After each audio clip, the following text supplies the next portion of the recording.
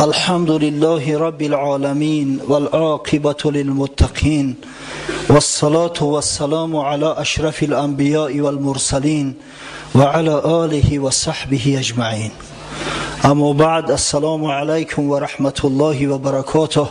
برادران بسیار عزیز گرامی، روز شریف جمعه را که در ماه مولود رسول خدا محمد صلی الله علیه و سلم، ماه ربیع الاول آمده است، از برای جمیع شما تبریک و تهنیت میگویم و از خداوند متعال مسئلت آن را دارم که پروردگار جمیع امت محمد صلی الله علیه و سلم را از بلا و آفت ها محفوظ دارد و در راه صراط المستقیم قایم و استوار نگه دارد و خداوند فتنه و فساد و آفات را از مسلمانای جمهوری ما به دور اندازد. آمین.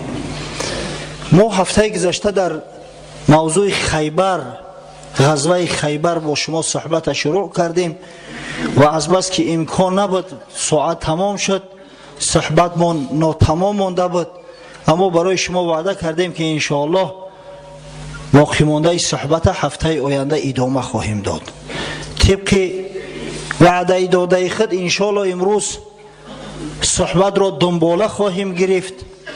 ما و شما در جای رسیدیم که گفتیم پیامبر محبوب صلی الله علیه و سلم لوای اسلام، پرچم اسلام را به دست علی ابن ابی طالب رضی الله عنه تسلیم کرد و حضرت علی با مسلمانان به قلعه نعیم که از استحکام های سخترین یهود حساب می رفت، زیرا که قهرمان یهود مرحب یهودی که یهودی ها به 1000 مرد به 1000 پهلوان برابر او را می حسابیدند، در همین قلعه مرحب جا داشت و جنگاورای از همه شجاعترین یهود نیست در همین قلعه بودند.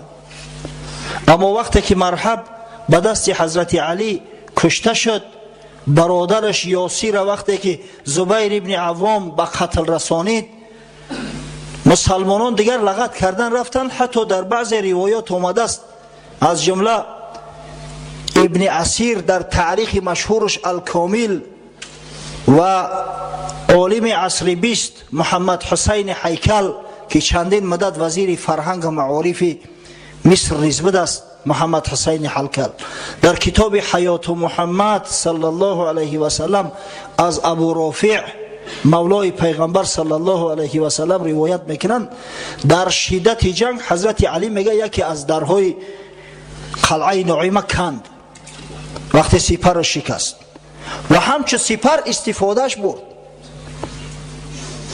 بعدم بالا یک که اوست که کنده شده بود در اطراف همو قلعه انداخته شد، از بالاش مردم گذشتند. ابو رافع میگوید 7 نفر بودن، من 8مشون، 8 نفره هر قدر کردیم همو در برداشته نتونستیم. در اون وقتی شدت قهر غضب و جوش ایمانی حضرت علی همچه سپر به یک دست برداشته خودش محافظت میکرد، 8 نفر میگه جنباندش نتونستیم. بعد فتح قلعه نعیم یهودی ها به جانب قلعه دوم که در منطقه نطات واقع بود، قلعه صعب ابن معاذ قفا شدند. ما گفتیم که اصلا خیبر از 3 منطقه عبارت بود، 2 منطقهش در یک موضع، یک منطقهش جداگانه. نطات، شق، در بعض روایات شیق اومده است با کسره، و کتیبه یا کتیبه، هر در روایت هم درست است، هر دوش هم اومده است. در قسمت نطات 3 قلعه بود، قلعه نعیم، قلعه صعب ابن معاذ و قلعه زبیر. قلعه نعیم وقتی که فتح گشت قهرمان یهود کشته شد، یهودی ها به قلعه دوم، به قلعه صعب ابن معاذ گریختند. قلعه از بس که بسیار دیوارهای بلند داشت، مستحکم بود، یهودی ها ذخیره های خودشون، ذخیره آذوقه‌واریشون در همین قلعه جمع آوری کرده بودند. همون سال قحطی بود، سال گرسنگی بود، مسلمان ها چیز نمیافتند بخورند. در روایات صحیحه اومده است از شدت گرسنگی خر کشتند، خر خانگی آتش در گرانده بودن، میخواستن همون خر بپزونن بخورن که حضرت رسول الله صلی الله علیه و سلم تشریف آورد. گفت این چی است؟ گفتن این خر اهلی است، خر خانگی. حضرت گفت این حرام است برای شما نخرید و نهیشان کرد، منع کرد. بسیار وضعی بدی داشتن، گرسنه بودن مسلمان ها. حتی پوست، همین پوستی گوسپند، پوستی بزا می جوشاندن در آب و همون را استعمال میکردن از شدت گرسنگی. 3 روز قلعه صعب ابن معاذ احاطه کردند، از بس که بسیار مشکل بود، مسلمان ها هم ضعیف بودن، نتوان نماز خواندن. سرور مسلمان ها در وقت فتح قلعه صعب ابن معاذ حضرت حباب ابن منذر بود. حباب ابن منذر شاید در یاد غیر الاسلام دینا، و پیغمبر صلی الله علیه و سلم توصیه داده بود که جای استحکام مسلمانان جای خوب نیست، اگر فرمان از جانب پروردگار نباشد. یا رسول الله من توصیه میتم که حرکت کنیم، پیشتر رویم تا آخران آب بد را در زیر اختیار خود داشته باشیم. یعنی که حضرت حباب ابن منذر مثل انجینیر بود و یعنی انجینیر به همه استحکام ها، از بس که بسیار یک تخصصی خوب داشت، پیغمبر صلی الله علیه و سلم حباب ابن منذر سرور مانده بود. یک گروه از بنی سهم که به قبایل بنی اسلم متعلق هستند نزد پیغمبر صلی الله علیه و سلم اومدن، گفتن یا رسول الله زور ما نمیرسه، قوت نمونده است، دیگه قوت درمان برداشتن شمشیر نداریم از شدت گرسنگی. حضرت رسول الله صلی الله علیه و سلم دست به دعا برداشت. ببینید ما و شما امتای رسول اکرم دیگه دعا را فراموش کردیم. زور ما بیاید دعای میگیم، از خدا طلب نمیکنیم، از مرد نامرد طلب میکنیم، از خدا طلب نمیکنیم. گفتن گرسنه ایم، نان نداریم، طعام نداریم، زور ما نمیرسد.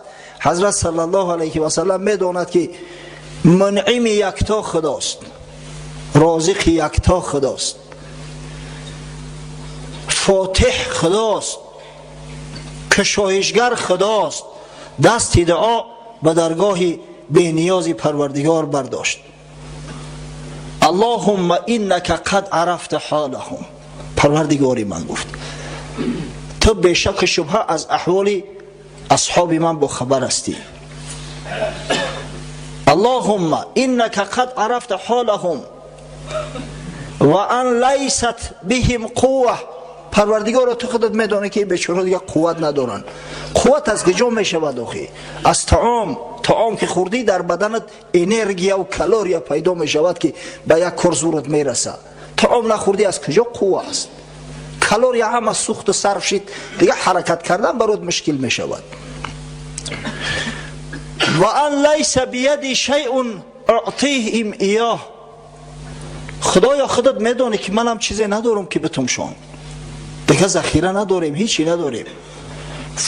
فافتح علیهم اعظم حصونها،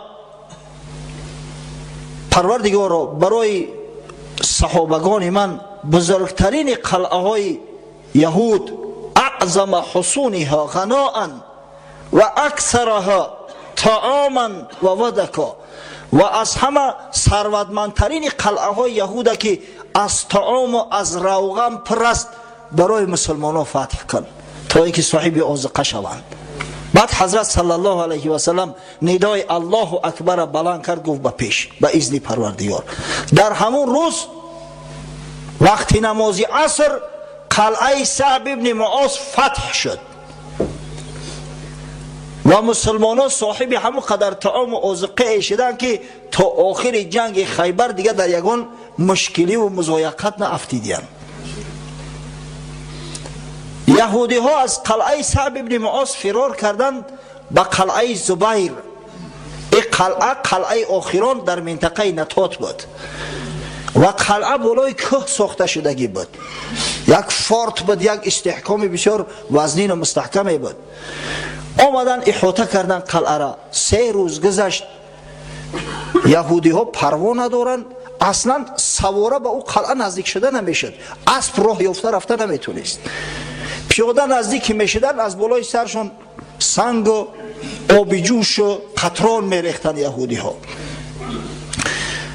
به ازن پروردگار یک نفر یهودی را خداوند هدایت کرد، قلبش نرم شد، اومد پیش پیغمبر خدا صلی الله علیه و سلم گفت یا رسول الله اگر 3 سالم که احاطهشون کنی اینو پروا ندارن، زیرا اوزقشو زیاد از خوراکشون، اندک از آب تنقیسی میکشن، اما یک راه زیر زمینی دارن، از طرف پشت قلعه از جانب که یک چشمه است، بر راه زیر زمینی همون جمعیان شب آباشون ذخیرهشون پر میکنن، با همون یک شبانه روز دیگه به حضور هم آب میزنن، ولی پروا ندارن. یگانه راه اینا را متهم کردن و تسلیم کردن ضبط کردن مکان آب اینا است که اگر آبشون که ضبط شد دیگر علاج ندارن، خارج میشوند. حضرت صلی الله علیه و سلم مسلمانان را امر کرد شبانه یک اکسپدیسیون حربی کردند، رفتن راه آب بستن، یهودی ها را از آب دور کردند. وقت روز دیگر که ناعلاج ماندن، تشنه مانده بودند، در قلعه را باز کردند و خارج شدند. یک جنگ بسیار شدید شد، 10 نفر از یهودی ها کشته شد، چند نفر از مسلمانان هم جام شهادت نوشیدند و یهودی ها به سوی منطقه شق فرار کردند، به قلعه ابی. به قلعه ابی وقتی آمدند، در قلعه ابی هم پهلوانا و نامدارها بودند. این چیز علت است که ما در پشت استحکام بجا بیستیم تا وقتی که مسلمانا دروازه قلعه ما را کشایند و ما را موش بریم بکشند. یکی از همون قهرمان های من به دعوا بیرون برآمد که من یبارز، کیست که با من مبارزه کند؟ حضرت ابو دجانه قهرمان احد. ابو دجانه یادتون هست؟ سیماک ابن خرشه رضی الله عنه، شخصی که پیغمبر صلی الله علیه و سلم وقتی که شمشیرش برداشت که این شمشیر من میگیرد تا اینکه حق این شمشیر را ادا کند، این مرد صالح آمد گفت یا رسول الله حقش چی است؟ گفت حقش این است که همون قدر در سر و دوش دشمن میزنیش که کجله شود. گفت نباشد این به من رسد. آن همین شخص هم ابو دجانه است، یک سله سرخ در سرش بستگی، اشتلم کنان در بین 2 صف میگشت. حضرت ابو دجانه به مقابلش برآمد، یهودی را به یک ضرب شمشیر هلاک کرد، حتی یهودی ها دیگر نتوانستند که دروازه قلعه را محکم کنند، لغت کرد زد در اومد، مسلمانان هم از قفاش. به همین طریق قلعه ابی فتح گردید، به قلعه 4م. و در منطقه شق یک قلعه دیگر مانده بود با نام نزار یا نزار، هر در روایت هست، هم به فتحه و هم به کسره. از بس که این قلعه هم در بالای کوه جایگیر بود، دیوالاش از همه بلندترین بود از در خیبر. یهودی ها زن و فرزنداش را در همین قلعه پنهان کرده بودند. مسلمان ها آمدند، قلعه بسیار مستحکم بود، دیدن که بالای بامش برآمدن نمی شود، مشکل است. یهودی ها از پشت سنگر ایستادند. در قلعه صعب ابن معاذ مسلمان ها یک چند منجنیق یهودی ها را به دست آورده بودند. منجنیق میدونی؟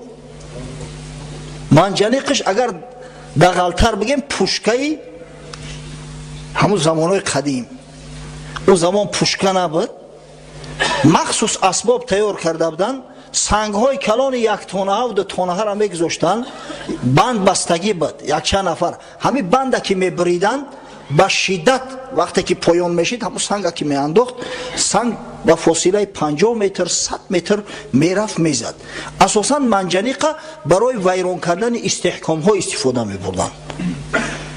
در جنگ ها دیده ای البته کینو در تماشا کرده کو، مخصوص غول چوب های کلام بود، تیل داده میرفتن در دیوار میزدن، دیوار را سوراخ میکردن. پیغمبر خدا صلی الله علیه و سلم فرمود منجنیق ها را گذارن. بار اول در تاریخ اسلام مسلمانان با منجنیق جنگ شروع کردند. در سنگ سیم الکی در دیواری قلعه نزار یا سوراخی پیدا شد و با ندای الله اکبر برای حق هجوم کردند، از همون سوراخی گذشتند. با یک شدت قلعه ضبط شد، از بس که فرزندای یهود بود، زنهای یهود بود، ناموس دارن و مرد کارم. با جنگ خونریزی خیلی شدید عاقبت الامر قلعه نزار به دست مسلمان ها افتید. از جانب دیگر در این منطقه دیگه قلعه نبود، آخران قلعه یهود بود. بسیار یهودی ها مرگ بر تسلیم شدن و بر گریختن ترجیح دادن، دیگه علاج که نداشتن تا آخر جنگیدن. اما خداوند ظفر به مسلمانان داد، از بس که به خاطر خدا می جنگیدن، از بس که یگان غرض دیگر نداشتن. هر کسی که نیتش خالص خدا باشد، خداوند هرگز او را خار و ذلیل نمیسازد، هرگز نمیگذارد که خار شود، هرگز به شکست مواجهش نمیکند. افسوس و صد افسوس که در آستینام و صد بت داریم، لا اله الا الله و محمد رسول الله میگیم، در آستین در بغل هم و صدها بت داریم و ایلا خداوند هرگز خار و ذلیل مون نمیسازد.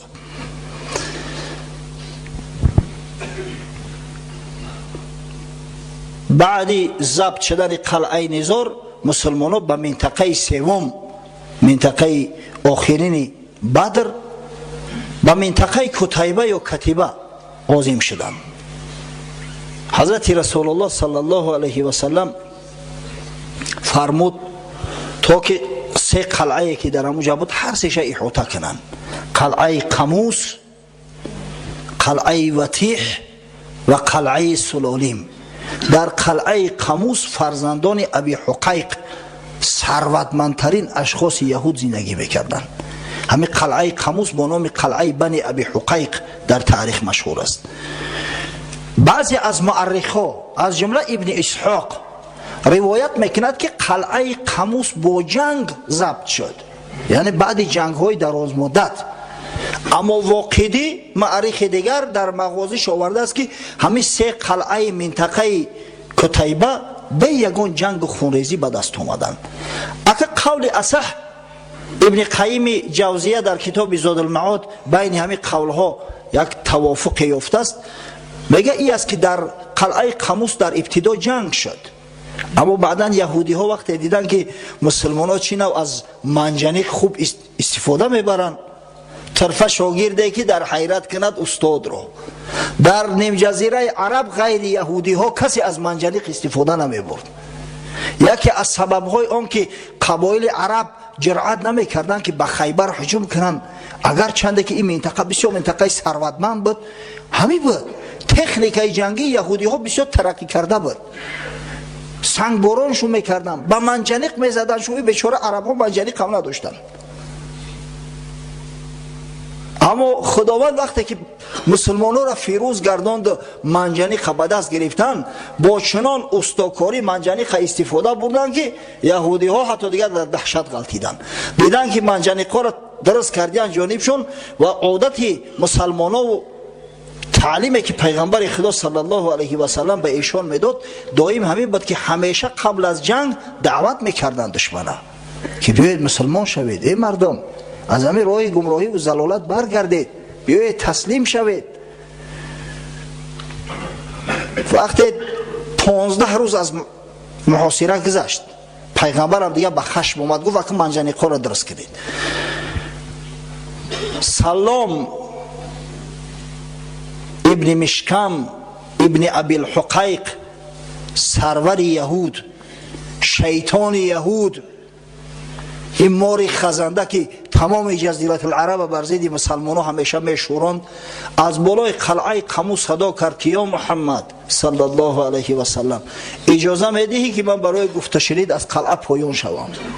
پیغمبر خدا صلی الله علیه و سلم گفت بیا مرحمت. سلام وقتی که پایین شد از قلعه، بر رسول خدا صلی الله علیه و سلم پیشنهاد صلح کرد. گفت ما یگان چیز طلب نداریم، تمام مال و اشیا همه غنیمت شما، زمین ها از شما، ما فقط همین یک لباسی که در بدن داریم به هم خارج میشویم. حضرت رسول الله علیه و سلم گفت من راضی هستم، همه عهدنامه ما تا زمان است که شما خیانت نکنید، اما اگر خیانتی به خدا و به پیغمبر کردید در اون صورت عهدنامه در حق تو جاری نمیگردد. سلام هم قبول کرد، گفت بله. سه قلعه بعد همون 15 روز محاصره تسلیم شدن. قلعه قموس و تیح و سلالیم. در گرفتن این سه قلعه مسلمانان الحمدلله یگان شخص از دست ندادن. اما یهود است توخی خزینه و دفینه بنی نظیر پنهان کردن. حویی ابن اخطب سروری قبیله بنی نظیر، اما شخصی که وقتی که بنی قریظه اسیر رفتیدن پیغمبر صلی الله علیه و سلم امر کرد سرش از بدنش جدا کنن، سردار قبیله بنی نظیر بود. و فکرم شما یاد دارید ما در این مسئله مفصل صحبت کرده بودیم. حویی ابن اخطب وقتی که از قبیله بنی نظیر ترک مدینه کردند به خیبر آمد، در دو خلطه چرمی جواهرات داشت. تصور کنید جواهرات، بریلیانت، عقیق، زمرد، فیروزه، سنگ های قیمت بهایی که از طلا قیمت ترند. در همین دو خلطه چرمی جواهرات داشت. همه ای را می دانستند، یهودی ها را می دانستند، مسلمان ها را می دانستند. حویی ابن اخطب در جنگ بنی قریظه کشته شده بود، اما جواهراتش همش در همین قلعه قموس بودن. خزیندار قلعه پسر دوم ابی حقیق کنانه هست. کنانه و سلامه هر دوش فرزندان ابی حقیق بگن. اما من تحقیق کردم، بسیار نگاه کردم، نام سلام، نام پدر سلام مشکم بوده، سلام ابن مشکم. نام پدر کنانه، کنانه ابن ربیع، پدرش ربیع نام داشته است. پس چرا اینا را فرزندای ابی حقیق میگن؟ شاید ابوالحقیق باباشون باشد، یعنی بابای کلونشو که همه ابوالحقیق است، فرزندای ابوالحقیق به هر دوش گفته می شود. به هر وجه هر دو سروران و رهبران یهود بودن. اینها همون جواهراتی را که از حویی ابن اخطب از یهودی ها باقی مانده با جواهرات بنی نظیر و قریظه، اون جواهرات پنهان کرده بودن. یک یهودی با اومد فروخت شد که گفت همین جواهرات پنهان کردیان. پیغمبر صلی الله علیه و سلم کنانه را صدا کرد، گفت یا کنانه آیا همه چیزهایی که داشته برآوردید؟ گفت بله. گفت فریب نمیکنی؟ گفت نه. گفت اگر مبادا یگان چیزی را پنهان کرده باشی خونت هدر میشود، تو این را میدونی؟ گفت من قبول دارم. یهود جواهرات از جانش بیشتر دوست می‌دارد. همون یهودی را آمد با همون یهودی که فروخته بودش، گفت که همین در یک خرابه‌زار بسیار میگردد، یک جای خرابه است، همونجا پنهان نکرده باشد. حضرت صلی الله علیه و سلم امر کرد خرابه‌زار را کوفتند، یک خلطش یافتند، یک خلطه همون جواهرات. با سوالش کرد که یا کنانه باقی مانده شو بگو، خلاص از گناهت میگذرم. کی گفت باقی مانده ندارد، من چیزی نمیدونم. بعد در دست حضرت زبیر دادش. حضرت زبیر یک چوبی علاو کوبک گرفت، به حد علت کوبش کرد، نیم کشتش کرد قریب، اما نفروخت. ببینه اگر لازم شود وطنشان میفروشند، اما جای جواهرات نه. یک فیلم مستند دیده بودیم، فیلم حجتی، درباره جبر و ظلم هایی که فاشیست ها کرده بودند. وقتی که کراکوف اومدن گرفتن، کراکوف یکی از شهرهای پولشا است که در اونجا یهودی ها خیلی زیاد بودند. با یک حساب 400,000 یهودی زندگی میکرده است. این فاشیست های بدبخت هم همه همی را قتل کردن، کودک و زن و مرد همه را، بگناه و بگناه همه را کشته بودن. نشان میده که همون کامیراهای پنهانی به دست و وقتی که محکم شو کردن در بعد کامیرا گذاشتگی به دست، جو نمیسورم سیونکا میکردیان، جواهرات شونه در کودکاشو میخورانن. کودک میده را مجبور میکنن همون چلاهای بریلیانتی را فرو میبرن، با این امید که اگر خلاص خوردیم با هم کودک خیاگون سلابیتی نمیتیم میبرورش از پایان میگیریمش. یک نه چقدر طمع دارن در مسئله جواهرات. همین کنانه مرگ ترجیح داد، جوش نگفت. اما خداوند برای مسلمانان آشکارش کرد. عاقبت الامر یافتند، اما به سبب خیانتی که در عهدنامه خودشان کرده بودند، حضرت رسول الله صلی الله علیه و سلم فرمود دو فرزند ابی حقیق سلام و کنانه قتل کرده شدند.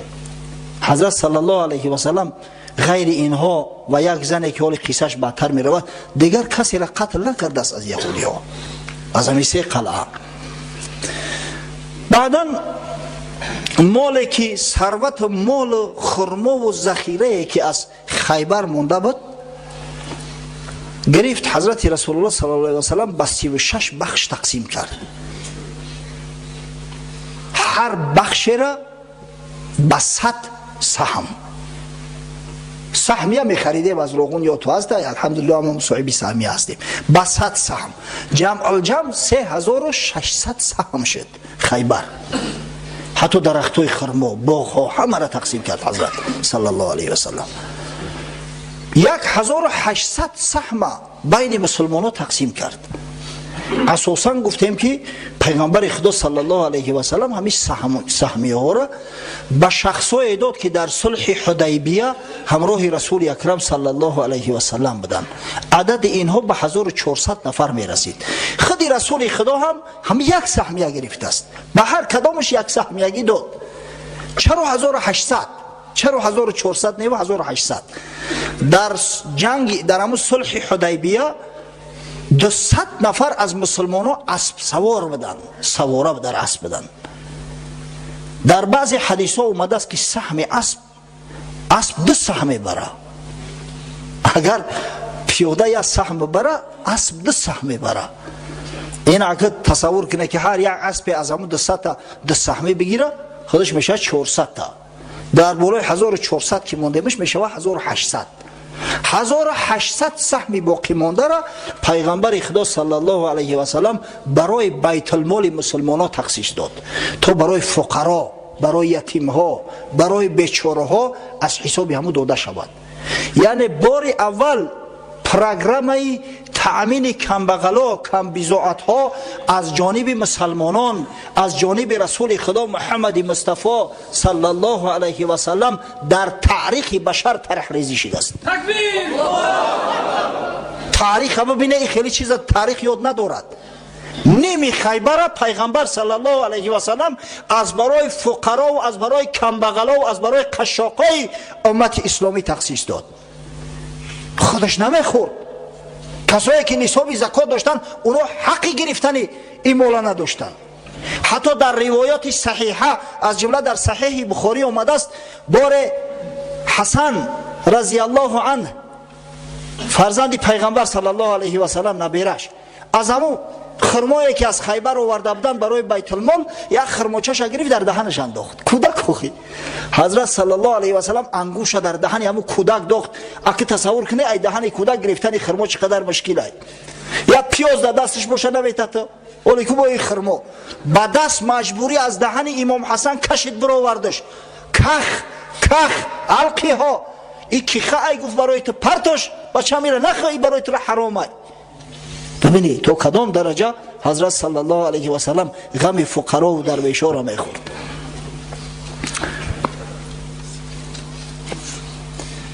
یهودی ها گفتن یا رسول الله از رفتن ما از این دیار به شما سود و منفعت نمیرسد. وقتی شما در مدینه زندگی میکنید، کم کسی هست که با مدینه را پرتفته و خیبر بیاید زندگی. خیبر از مدینه مسافه 80 میل دور بود، زیاده از 150 کیلومتر. آیا راضی نمیشوید که همین باغ و راغ و مرغزارها را ما نگاه بین کنیم؟ نیمی حاصل به شما بتیم نیمش خدمت بگیریم. همین مال شما است، اما ما موقت مال شما را نگاه بین کنیم. ما زراعتکار هستیم در نیم جزیره عرب، در دهقانی کسی به ما برابر نمی شود. ما نگاه بین کنیم، مال برابر تقسیم کنیم. پیغمبر خدا صلی الله علیه و سلم اندیشه کرد که راست میگن.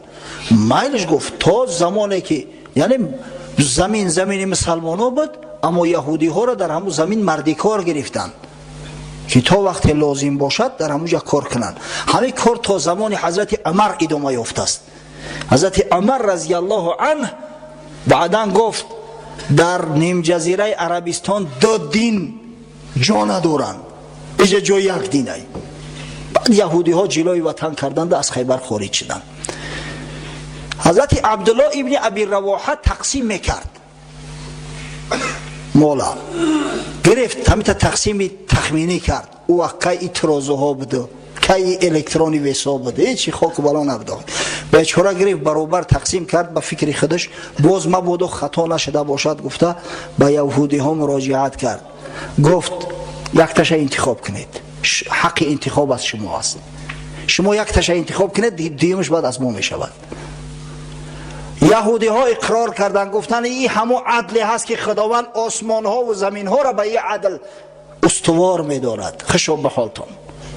وقتی که قلعه های خیبر ضبط شدن، خاصتا از قلعه قموس، کتاب های قدیم ترین تورات به دست مسلمان ها افتید. همون نسخه های از همه قدیم ترین. یهودی ها به رسول خدا صلی الله علیه و سلم مراجعت کردند که یا رسول الله اجازت باشد همون را به ما قفا بگردونه.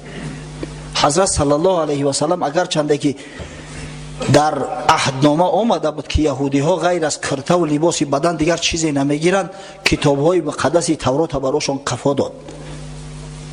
مسلمان ها دینداری خدا، دیانت خدا، احترام خودشان به کتاب های الهی باز یک بار دیگر تصدیق کردن و الحمدلله ما مسلمان ها به این افتخار میکنیم و حتی دشمنای ما هم مجبور هستند که همین صفت بزرگ مسلمان ها را تعریف و توصیف کنند. یک یهودی معریخ است به نام اسرائیل ولفانسون، کتاب دارد در موضوع تاریخ یهود در بلاد عرب. به زبان عربی را می ترجمه شده است، به زبان فارسی را ترجمه شده است. در باره تاریخ قبایل یهود گپ میزنه.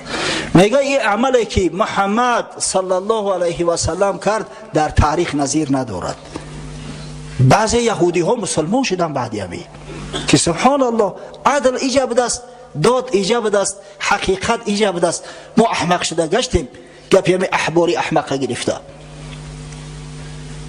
یهودی ها شاهد بدن میدونستن در سال 70 وقتی که رومی ها شهر یروشلیم بیت المقدس ضبط کردن، تمام کتاب های مقدس با زبانه آتش انداختن، در آتش انداختن، سوزاندن.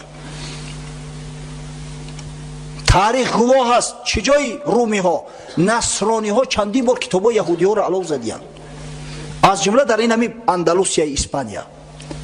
وقتی اندلوسیا را قشون های نصرانی گرفتن، این واقعا دور نه، این همی عصرهای 13-14 شدگی میلادی، تمام کتاب یهود را گرفتن در آتش انداختن، سوزاندن. اما این یک واقعه بی‌نظیر بود. تمام جهانگردا را ببینه، تمام جهانگیرا را ببینه، به یک ملک هجوم میکردن، کتابخانه ها را آتش میزدن.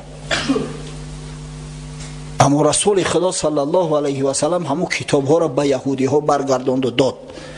این است میگوید اسرائیل ولفانسون فرقی بین یک نفر پیغمبر خدا از جهانگیرها، که مقصد پیغمبرای خدا گرفتن جهان نیست. مقصد پیغمبرای خدا دعوت مردم به راه حقیقت، به راه درست، به سوی صراط مستقیم می باشد.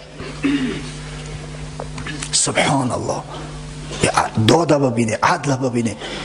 و تاریخ اسلام گواه است هر پادشاهی که در تاریخ گذشته است و خدا ترس بود و قرآن میخوند و آگاهی داشت، همش صاحب عدل داد هستند. در تاریخ اسلام پادشاهای گذشته‌اند که از نام شد دنیا به لرزه می اومد. غور کنه، از همین نام شد دنیا به لرزه می اومد. یک پادشاه در ترکیه بود، یک پادشاه کشورکشا، نیم جزیره های بالکان همو ضبط کرده است. سلطان مراد دو، سلطان شهیدش میگن، در جنگ بر ضد نصرانی ها و مشرک ها شهید شده است. سلطان در جنگ اشتراک میکرد. سبحان الله. نام مراد هم گرفتن، اروپا میلرزید از ترس سلطان مراد. در بحر میان زمین یگان کشتی اروپایی شنا نمیکرد، نه کشتی تجارتیش و نه کشتی حربی. پوچو نام داشت، آخی با قوت بود، با قوتترین دولت دنیا در زیر سیطره و حکمش بود در همون عصر زمان. در همون کوسوو به شهادت رسیده است، خدا رحمت و مغفرتش کند. اما یک عدل داشته است، الهی توبه. خیلی عدل امروز در چشم مردم افسانه می نماید. علامه اقبال لاهوری خدا رحمتش کند قصه سلطان مراد کرده است در یک نظمش. بود معمار ز اقلیم خوجند، در فن تعمیر نام او بلند. یک معمار بده است، یک ساختمانچی از خوجند. ما مردم خوجند بسیار معمارای خوب دارن. اگر تاریخ ببینیم معمارای اسفره و استرافشن خوجند در جهان نام دارن، بسیار هنرمندای چیره دست هستند. یک معمار به دست بسیار تعمیرگر خوب، معمار خوب ساخت آن صنعتگر فرهادزاد مسجد با حکم سلطان مراد. همین سلطان مراد همون معمار از سپارش میکند که یک مسجد بساز. خب معمار مسجد می سازد، خش نیامد شاه را تعمیر او، خشمگین گردید از تقصیر او. اما همون با سلیقه پوچو درست ناومد. هر کس با خودش یک سلیقه داره. بعضی چیزی هست که در چشم یک کس زیبا میتابد، یک کس دیگه نگاهش میکنه میگه ای تخنکه. حتی روسا میگن افکوسخ نسپاریت.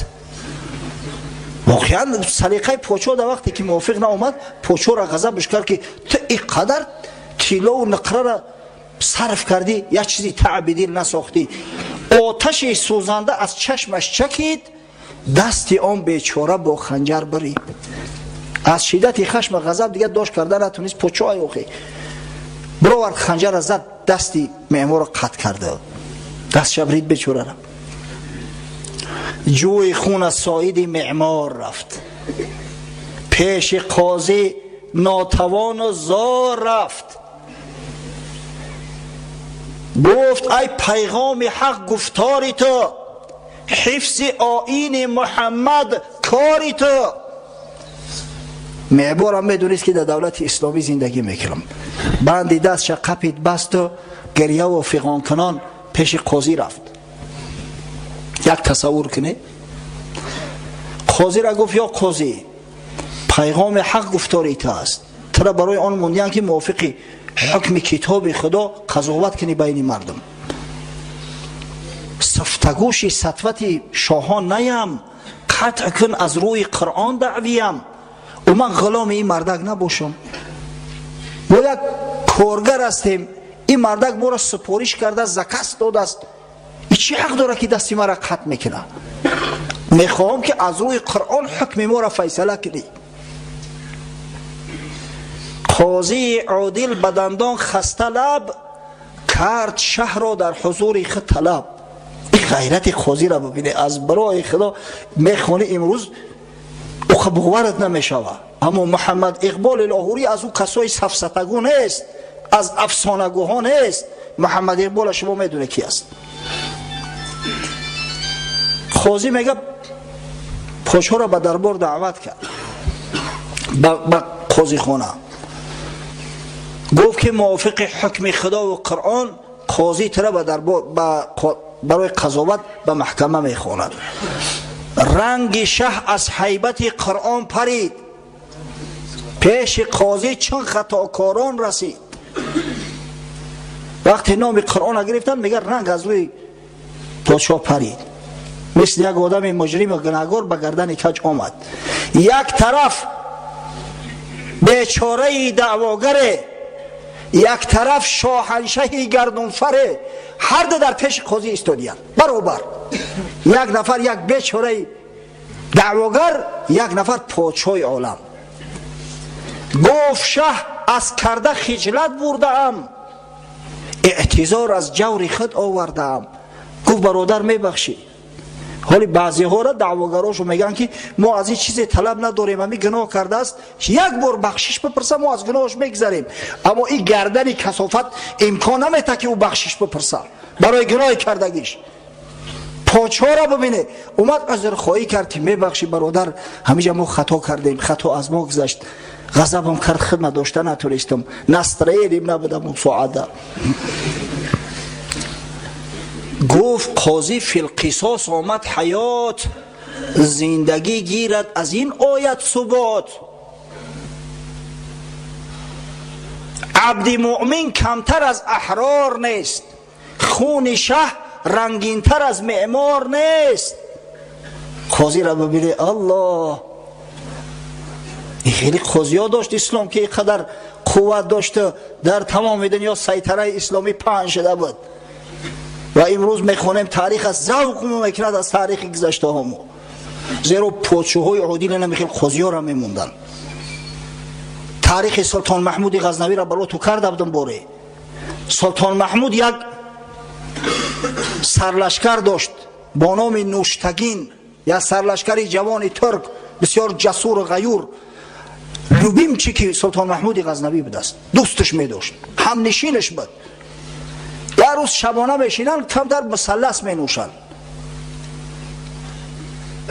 بعضا می شید است همی کورا. همون نوشتگین مست می شود از مثلث، گشنه بود است شاید. سلطان محمود میگه در همینجا خوب که خدا جان ایترا مست کنه که تو مستی، میره نبرو که نمیگه خونم میرم، روز زنم رحیمه را نگه دولن در اینجا چی خوب میکنم.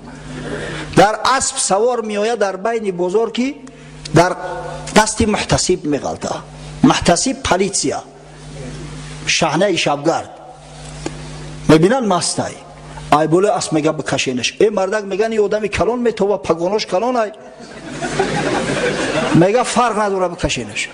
میفرورنش با دستی خودش 80 درش میزنه، همین که به غضبش میزنه که پشتای نوشتگین همه پاره میشوه، رنگ مرده وری به خورش هم یورنش دیگر تا به شکم خواه. روز دیگه سلطان محمود خبرگیریش میوید، میگه اوخی کسافت نگفتم تموجه خوب که نبرو.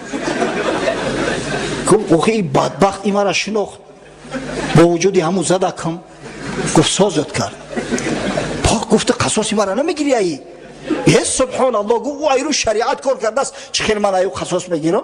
قسم به خدا اگر میشنیدم که از پیشش گذشته هیچی گفته است به خاطر من قوری او را میکندم. الله اکبر. این قاضی را علم سلطان مراد خودش مونده است آخی، عدل ببینه و داده ببینه. سبحان الله.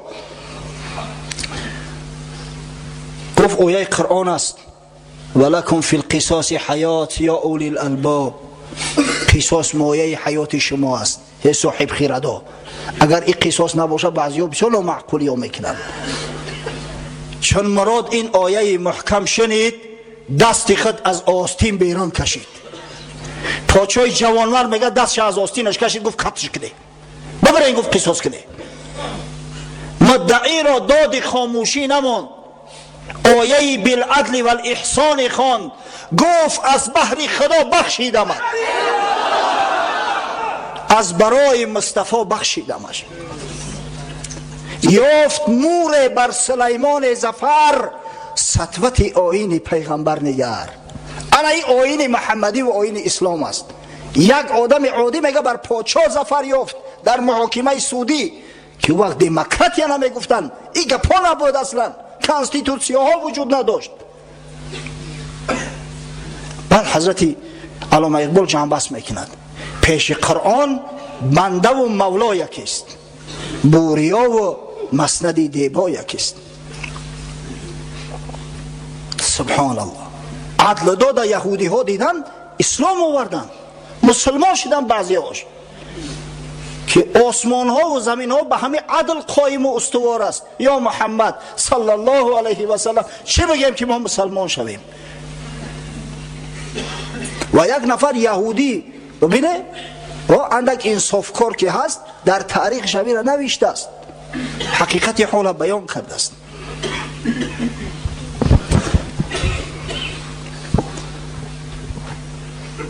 وقتی که قلعه ها ضبط شدن، یک زن یهودی با نام زینب بنت حاریس که زوجه انمی سلام ابن مشکان بود،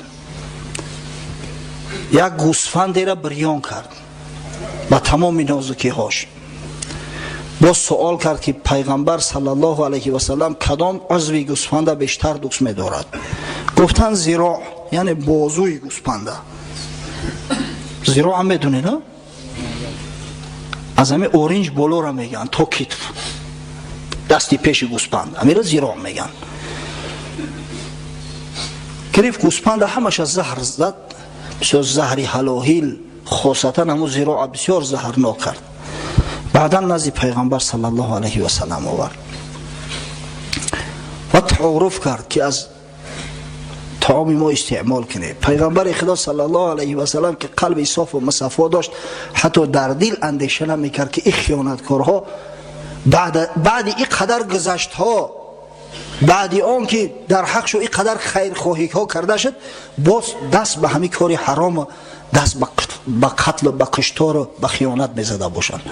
حضرت صلی الله علیه و سلم همون ذراع از بین گوشت ها برداشت، یک گز گرفت، همون لقمه را میخوید، گاه طرفی راست گاه طرفی چپ.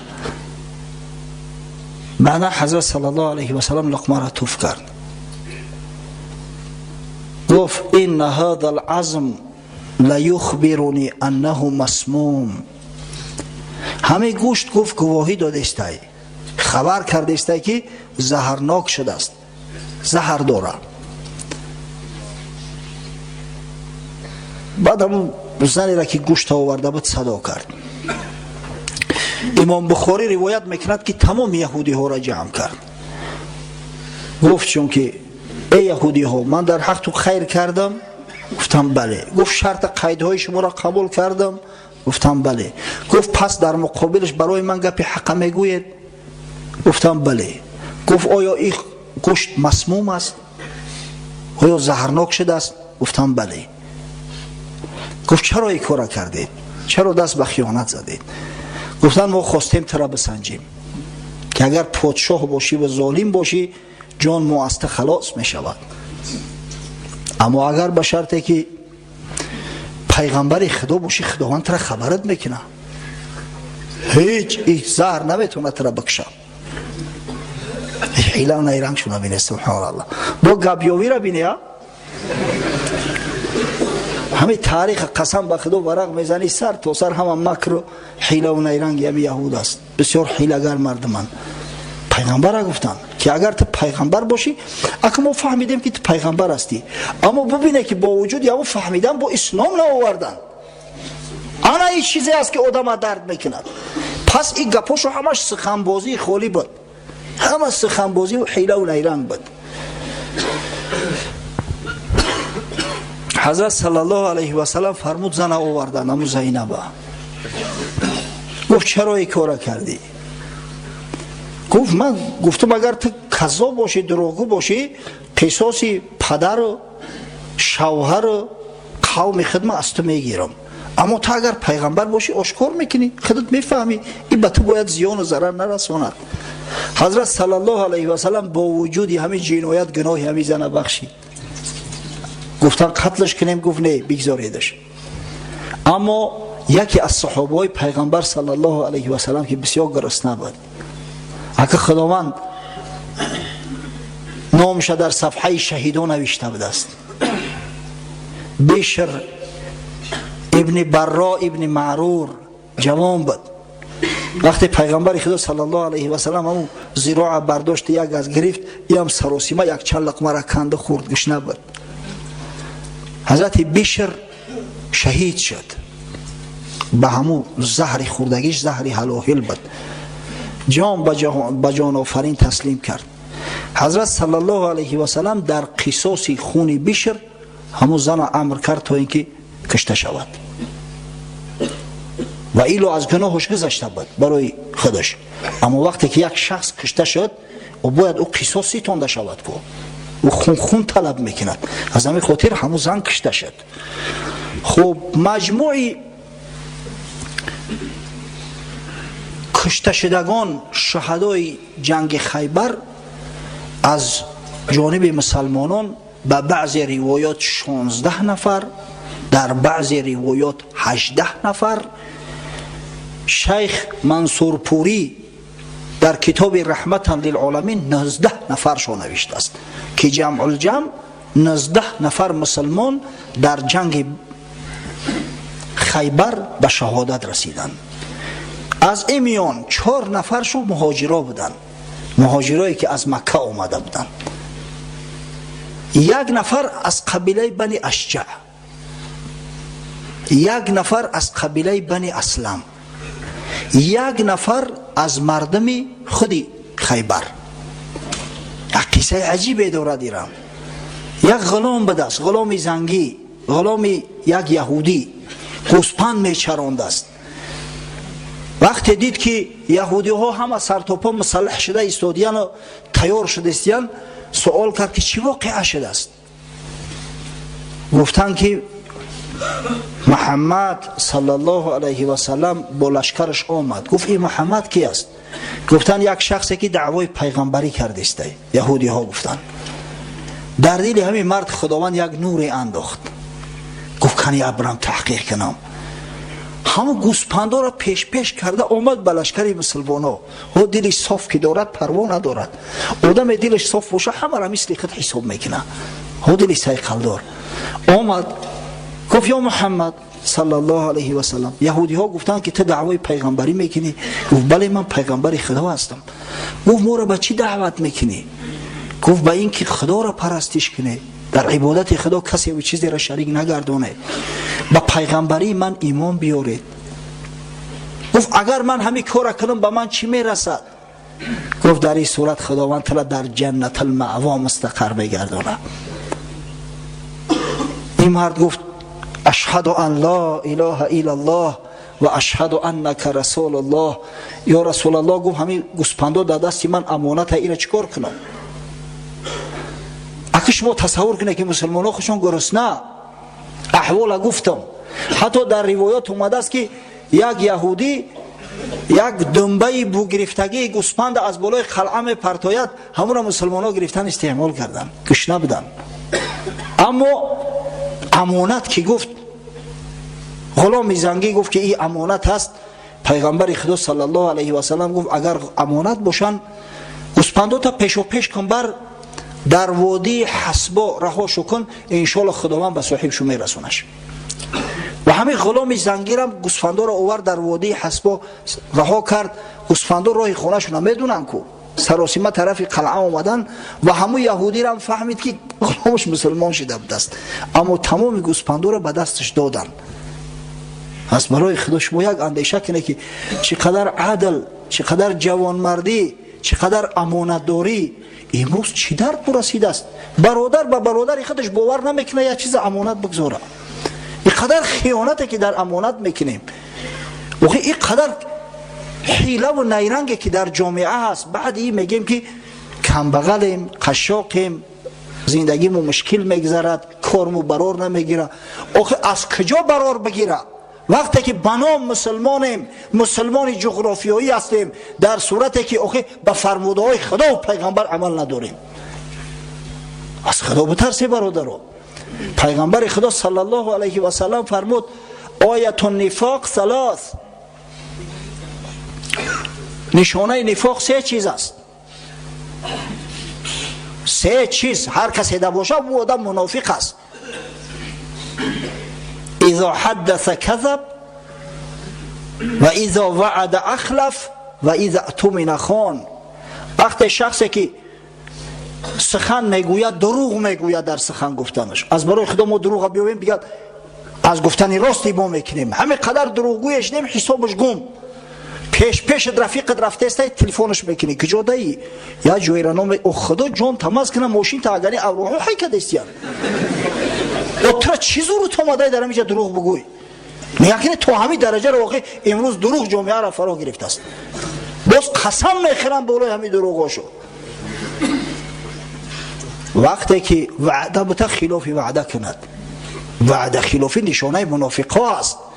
و نهایت وزنی ترین کار اذا اؤتمن خان، وقتی به کسی امانت را دادن در امانت خیانت کند. ببینه یک غلام زنگیه که مسلمان شده است، جانش خلاص شده است از او یهودی، پیغمبر خدا را سوال میکنه که یا رسول الله همینا در دست من امانت های چیکارش کنم؟ مقصد در دست تو تسلیم کنم چیکارش کنم؟ خودم بگیرمش؟ حضرت صلی الله علیه و سلم امانت داریش ببینه محمد امینه گفت بر در وادی حسبا رهاش کن. اگر چند مسلمان‌ها احتیاج داشتن، اگر همون را در جنگ میگرفتن، او غنیمت جنگی بود برای مسلمان‌ها را از شیر مادرشو حلال بود. اما وقتی که امانت است، او غلام به اختیار خود پیش کرده گرفته است آورده استش، ببینه که مسلمان‌ها تا کدام درجه در امانت وفادار بدند و خیانت نمیکردند. امروز هم اگر ما و شما در امانت خیانت نکنیم، اگر دروغ نگیم، حق برادر مسلمان را رعایت کنیم، برای مسلمان چیزی را که برای خود روا نمیبینیم روا نبینیم، انشالله پروردگار همون سطوت و بزرگی را باز از سری نو برای مسلمان عطا میکند. اما هیهات غرض از همین قصه را آوردن اون است که ما و شما عبرت بگیریم بر رفتار و کردار رسول خدا صلی الله علیه و سلم، ما و شما نیز تقلیدی داشته باشیم. این بود یک قصه مختصر از تاریخ جنگ خیبر، ولی انشالله ادامه دارد، اما به همین من گمان میکنم برای خیبر کفایه میکند.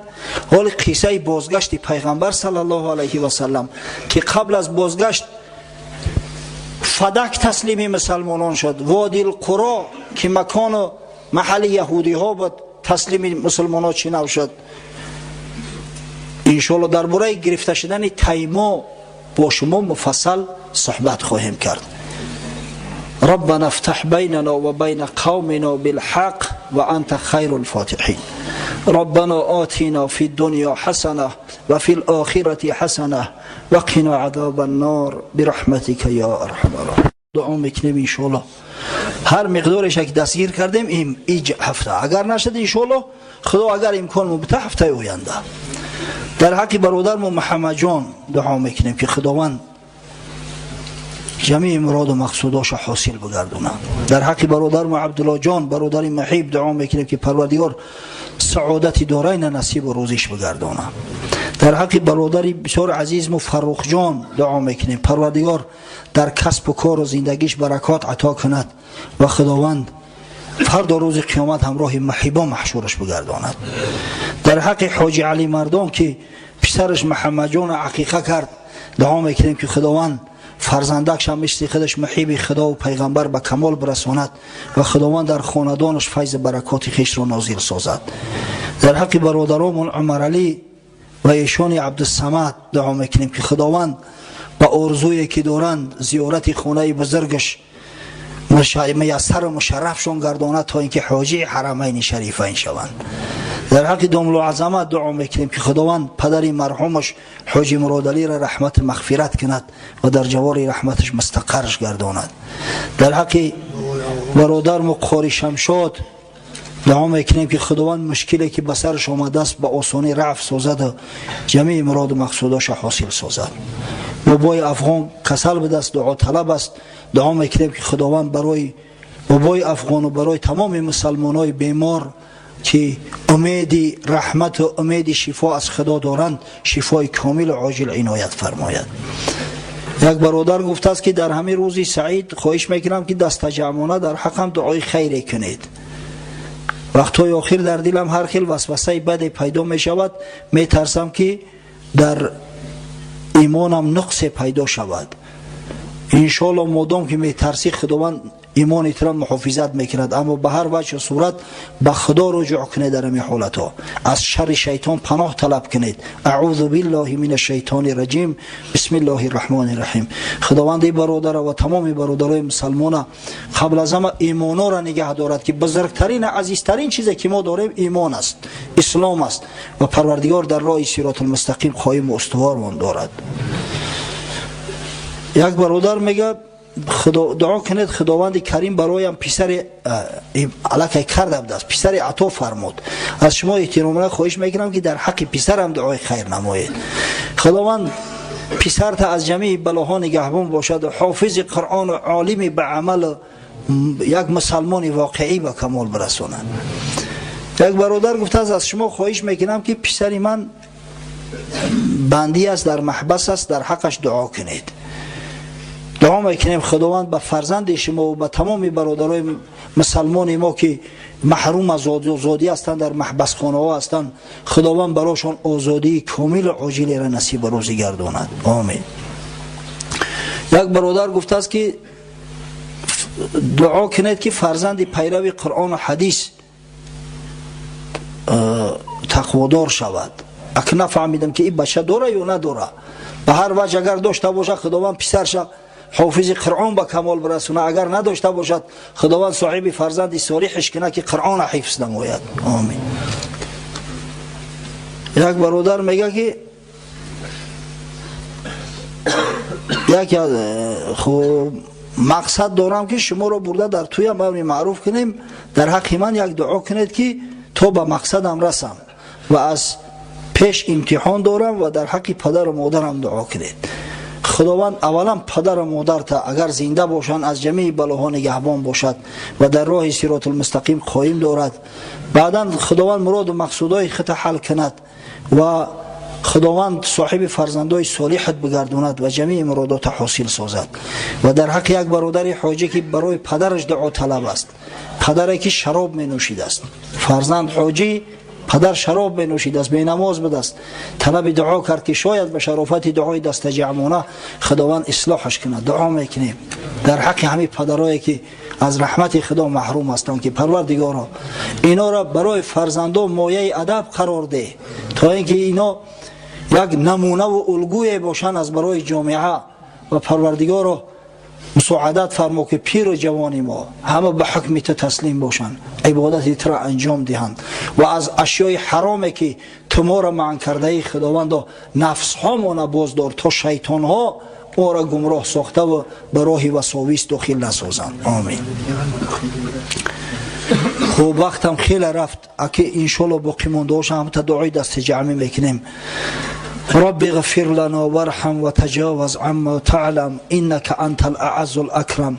اللهم بارك لنا يوم الجمعه وصلاه الجمعه برحمتك يا ارحم الراحمين.